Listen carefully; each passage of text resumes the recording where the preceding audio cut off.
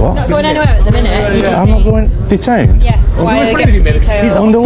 Well, I've not cycled it here. You see me pushing it, right? Suspect you cycling it. Suspecting me of cycling it? You see me pushing it and lifting it up the... This episode is brought to us by Reggie Photo.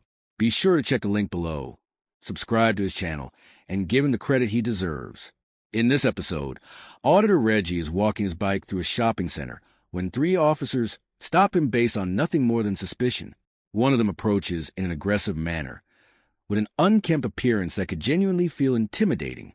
Reggie instinctively steps away, not because he has anything to hide, but because the officer's approach gives off the impression of conflict.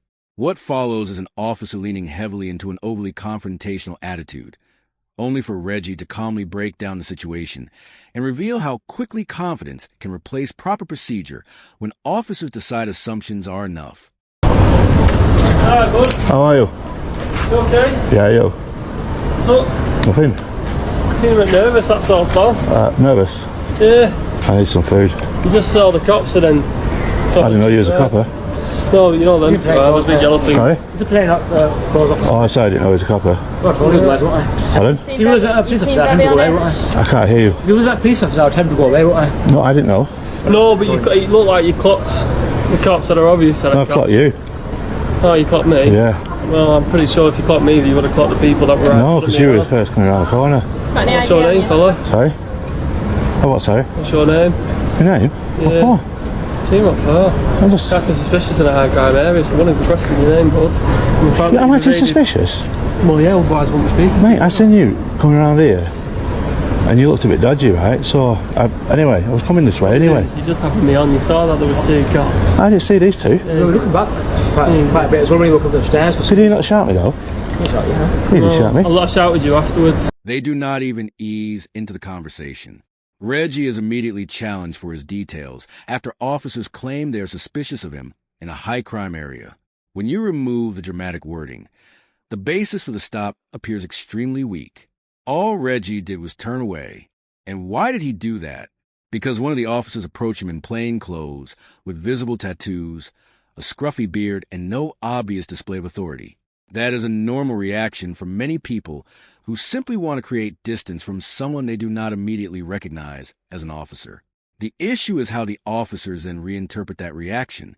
Instead of considering how their own approach was perceived, they use that perception as justification for further suspicion.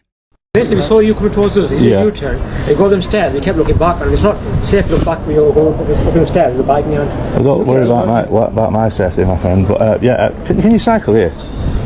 That's your offence to cycle. Colleagues asking for details. We don't ask you in here, is there an offence to cycle? Is there a can you cycle here? No. No, right, I'll walk it. Right, see ya. Choose your name, mate. What? Not going anywhere at the minute. I'm not going detained. Yeah. Why are you getting detained?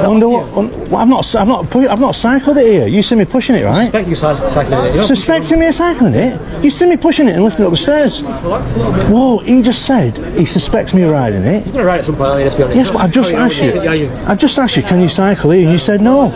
Unless he's some sort of order and he's just trying to get out. You just said I'm detained. Am I free to go? No, you need to. What section am I detaining? Section 50, the Police Reform Act. They acknowledge that Reggie was pulling his bike up the stairs, then immediately move to the claim that they suspect he intended to ride it, followed by the even weaker argument that he was going to ride it at some point in the future. That is not reasonable suspicion. That is speculation. Policing is not based on predictions about what someone might do later. People cannot be detained simply because of hypothetical future actions. Then the detention suddenly appears to rely on Section 50 powers, a power that requires specific circumstances and a reasonable belief that a person has engaged in antisocial behavior. That is the key issue. Without an actual offense or proper grounds, Section 50 cannot simply be used as a tool to demand someone's details because officers are uncomfortable with their actions. You cannot prevent someone from leaving and then create a justification afterwards because you dislike the fact that they chose not to engage. And what do you suspect me of doing? Antisocial behaviour? That's correct. Yeah, it's an Right, so you're going to abuse this because I'm not giving you my name. You'll have to arrest me. Why are you an auditor? So what you've done is you've seen cops and then you want attention. She's just detained me. Stand about. So what is it then? Are you just trying to get cops' attention? No, mate, I seen you and you looked like one of the druggies who attacked me last time I was in Manchester. stop. No, seriously, I didn't see these two. So what is it? Are you an auditor? Is that what you are? Mate, then what I am, right, she just detained me. Am I free to go yet or not? Because I'll put a claim in against you. Because, mate, what you've just done, I'm not committed any antisocial behaviour. So what's happening is you're an auditor. You've clocked that. I seen you. Oh my God! Shut up. Let me explain. Don't talk to me like that, my friend. I can talk to you how I like. Well, how about me talk to you? How are you like? What's your calling number, sir? 818288. So anyway, so what's happened here is you've seen two cops. I seen you. I didn't see these two. I can make a YouTube video out of this. He come around the corner first. Am I right? No, these two were. No, you come around the corner He first. was right next to me. We came at the same time. Mate, you look like a druggie from around the thingy. Crutchy, I think it's called. I look like Turbo. You think I look like Crutchy? Yeah, he's You do. Leave this fella. He's a fool. Am I detained still or not? No, I'm a fool. Don't call me a fool, mate. I call you what I like. Really? How are you going to do about it? What if I called you something in swear call words? what you like. And you're not going to do me for public order? No. The plainclothes officer struggles to justify the stop. So the conversation shifts into questioning Reggie's intentions and suggesting that he is somehow trying to provoke police. That accusation is not supported by evidence. It becomes a way to discredit someone who is simply refusing to comply without a clear explanation. When Reggie challenges this, he is quickly told to stop talking, which makes it clear that the purpose was never really about communication or resolving the situation. But the most revealing moment comes in the statement, "I can talk to you how I like." That is not authority. It is an attitude. Police powers do not include the right to intimidate, dismiss, or speak down to members of the public, especially when no wrongdoing has been established. That kind of behavior is not about maintaining order. It is about showing who hold the power and challenging anyone who questions it. Well, you're a fool then. Sweet, you have a good day. So I asked you for some advice, right? We're not giving you advice, pal. You're going your way. And so you detain me, right? Can I have your calling numbers, please, miss? You've got my calling number. I've not got her calling number. It's on there. What's your calling number? Sorry? 16473. And how long did you detain me for? Right, you can go. So you No, got your mate. footing. She detained me on the I'm not section asked, pal. 50. Off you go. You're not asked. Don't talk to members of the public like that. Talk to you how I like. Talk to Well, you look how at I like. Really? Yeah. Is that the attitude Yeah, you've got? Yeah, they can. Especially when you want to be inflammatory towards me, saying I look like a druggie. On your way, You did. Look at your beard. You need a shave. You need a shave. If you show us you're riding that, we're going to take off you, mate, alright? You can ride this in Manchester. It's just designated areas. Alright, go on, leave him be. He's had his fun. See you later. Have I had my fun? Had your fun. Mate, just get a shave, will you? See you later. You like crutchy. Get a job. I've got a job. Anyway. I'm having that. That's inflammatory. No way. How bad is he? Guys.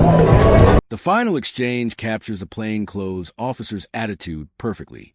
Reggie asks a simple question, how long he was being detained. Before the female officer can even respond, the same officer interrupts, cuts her off, and simply says, "You can go." When Reggie explains why he is asking, the response is not patience or clarification. It is obvious frustration and dismissal. "I'm not asked." That is not just a casual comment.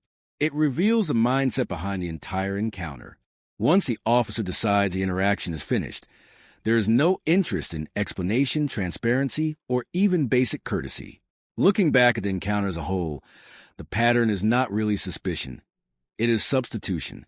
Every time a proper reason is required, something weaker takes its place. Turning away becomes evidence of intent. Moving a bike becomes evidence of future behavior. And when challenged, explanation is replaced with attitude. The plainclothes officer does not base his decisions on clear actions. Instead, he appears to base them on his perception of Reggie not cooperating. And that is why the ending feels so significant. The officer does not seem concerned about explaining the length of the detention because, in his view, the encounter is already over. The power was used. The disruption happened. And that appears to be enough. When policing reaches a stage where officers feel no obligation to explain, justify, or properly conclude an interaction, the concern is not only that innocent people may be stopped. The greater concern is that the people stopping them may not believe they owe anyone an answer. That's it for today's video. If you enjoyed this episode, don't forget to like, comment, and subscribe. It really helps me continue with my independent coverage.